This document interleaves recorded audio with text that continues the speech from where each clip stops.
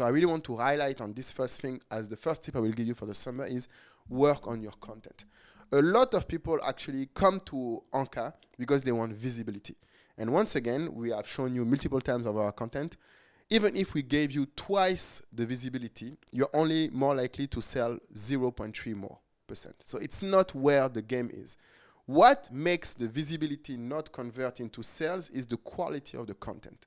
It's not how many people sees your product or how many people sees your ad or how many people see your product on ANKA. That's not the problem.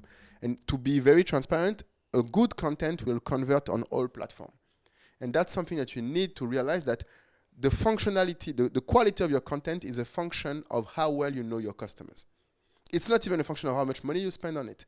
It's not a function of how well your product is made. It's not even that. In reality, is how well you know your customers. So that means how well your ad is tailored, how similar to the customer ideal the model you choose is, how trendy the song you put in is, how clear and attractive the makeup, the lighting, everything in the content is to, I might say, catch the attention of the person.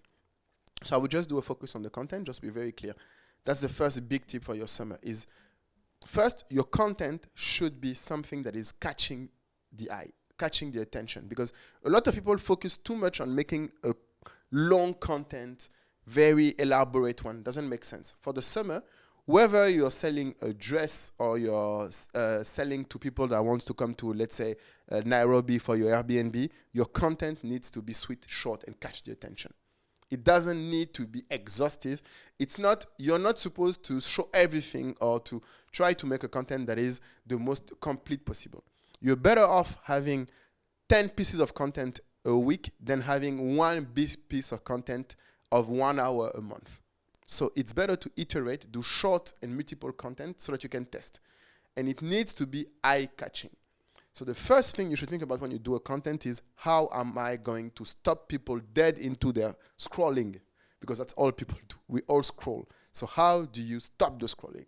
That's the number one thing, and it plays in the first 3 seconds of your content. So that's the first tip I'll give you.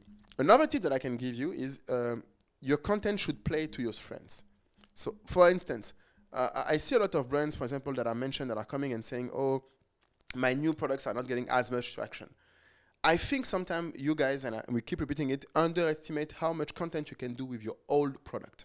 You don't need to create every time new content with new products.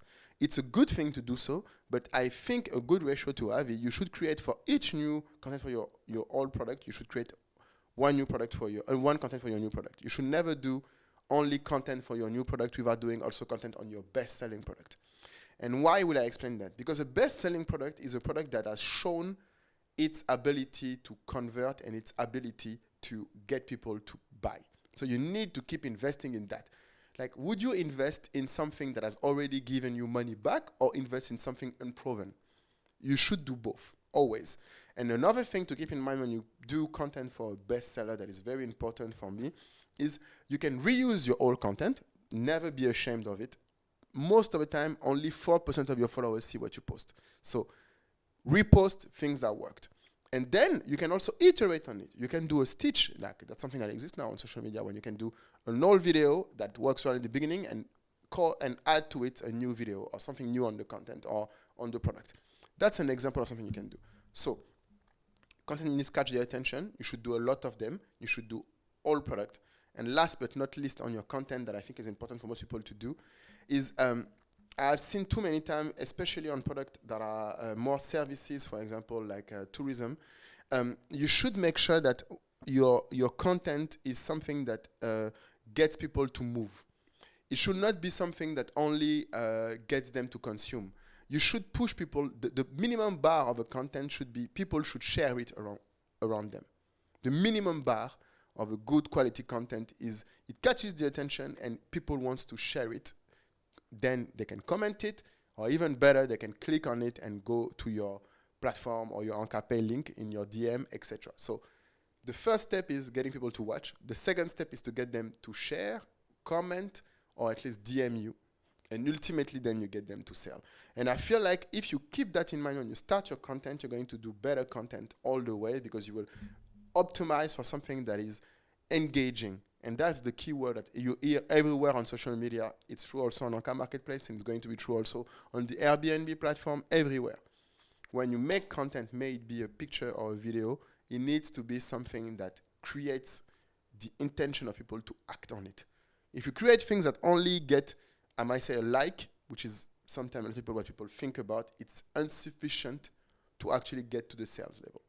So that's really the 4 tips I'll give you on the first step, that is the content, and that works for all type of businesses. And then there is all the work that you can do afterwards on how do you manage the customers, etc., that we'll get into.